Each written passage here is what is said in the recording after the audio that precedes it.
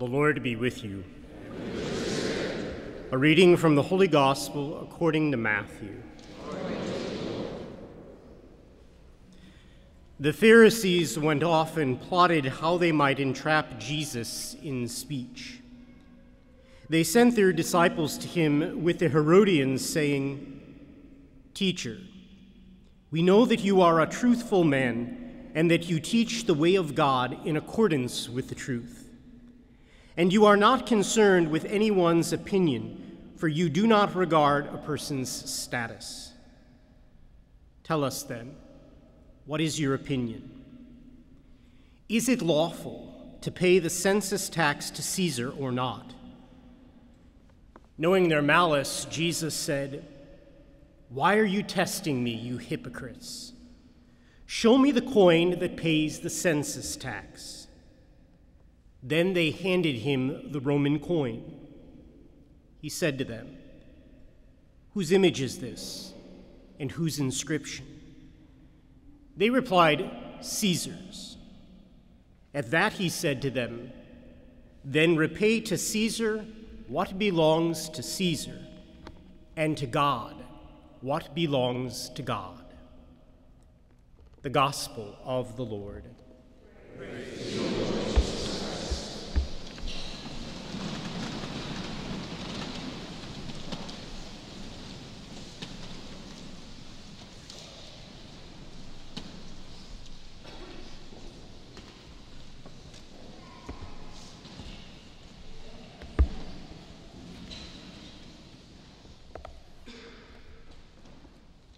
It's somewhat remarkable that this reading comes up just a few short weeks before we are to enter into the elections in this country.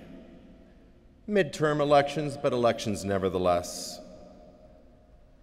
We have here what might appear to be Jesus setting the tone, something quite remarkable for the age, of a separation of church and state.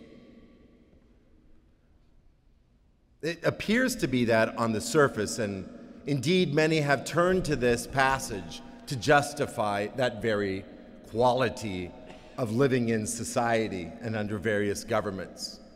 We render to Caesar what's Caesar, and we render to God what is God's. Nice separation of church and state. But we should pay attention to what Isaiah speaks about in the first reading today. If you stop and think about it, it's quite remarkable. The prophecy is not going to a Jew, or to a Jewish prophet, or to a Jewish king. Indeed, in this passage, the people of Israel have no king. They are in exile in Babylonia. And this prophecy is directed to Cyrus, the Great, the king of Persia. And God is saying, "I have chosen you. I've anointed you. I put you in place." That'd be like telling one of our presidents after a long, hard campaign with mudslinging left and right and various debates on television, some prophet coming forward and saying, "Oh yeah, God picked you. You didn't do all that." That he was the king of Persia was not the result of his battles and whatever he had to do to become, you don't know, I don't know, it doesn't matter.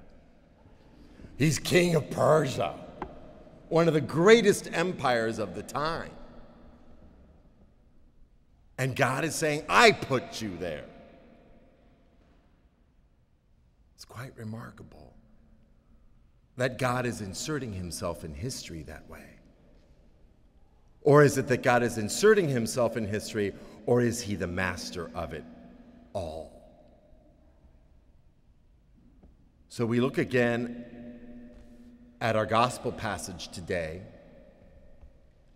and we see Jesus talking to these hypocrites, he calls them. As they approach him, he sees that they're up to no good, because these are disciples of the Pharisees who hate the Romans, coming side by side with Herodians. Herodians are in cahoots with the Romans. The Romans have propped up Herod in Galilee, and he likes it.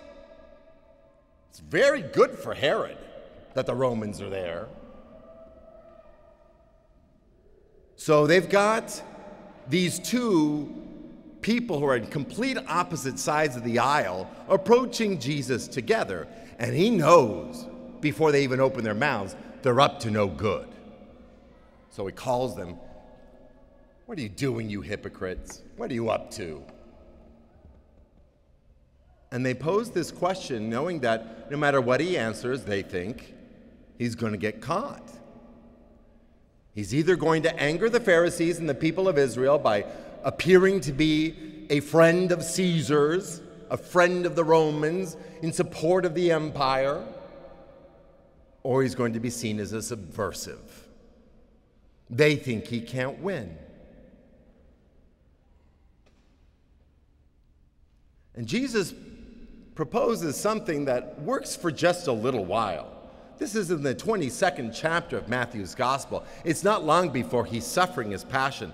This appeases or quiets Jesus' enemies for just a short period. And he says, "Look whose image is on this coin." It's an important question. Whose image is on this? Not whose face, not whose profile, not who is carved, whose image is on this coin. For any good Jew to turn to that and use that turn of phrase, an image, because people who know anything about the book of Genesis and our origins hear the word image and recall something about that, don't we? Whose image is on this coin? They say Caesar. So he says, all right, give to Caesar what's Caesar's, but give to God what is God's. He's speaking to what they should be thinking. When he says image, they should be remembering that we are made in the image and likeness of God. And therefore, we're God's. We belong to him, and we have to give ourselves back to him. So whether or not we're paying a tax to some particular emperor or other political entity, whether we're paying our monies or things that don't matter, in the end, it's all God's. All of it. That's important for us as we look ahead in the next couple of weeks as we finalize our decisions about the choices that we're going to make for our leaders. We are not stamped with the image of a donkey. We are not stamped with the image of an elephant.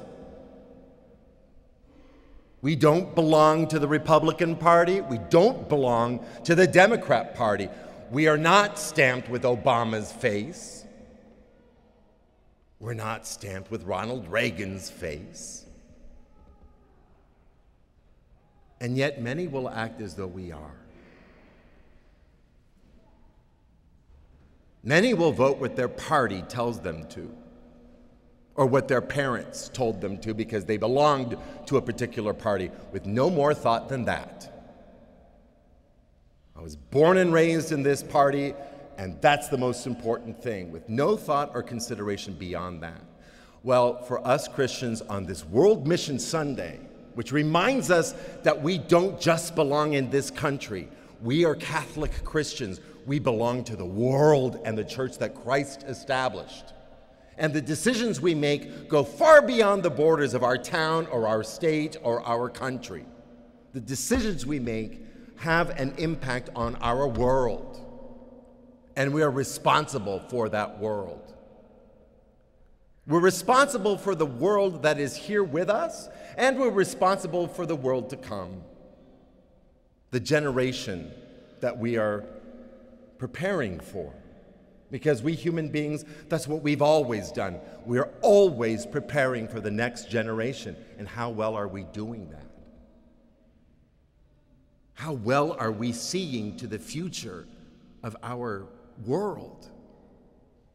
Not just in terms of how well we're taking care of the earth and its resources, but how well are we taking care of its children?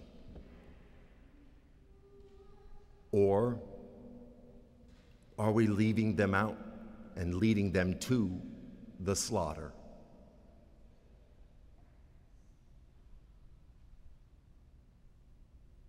How many of us will make choices turning a blind eye to the protection of the next generation? How many of us will make choices in a couple of Tuesdays that say, I don't care if our children live or die? How many of us are willing to be voices for those that will never have a chance to have a voice? When I think about our obligation on this World Mission Sunday, I'm not just thinking about our brothers and sisters halfway around the globe who, under the title of terrorism, are suffering what is really happening, a new modern-day martyrdom. Just like our early ancestors in the church, they're being led to the slaughter.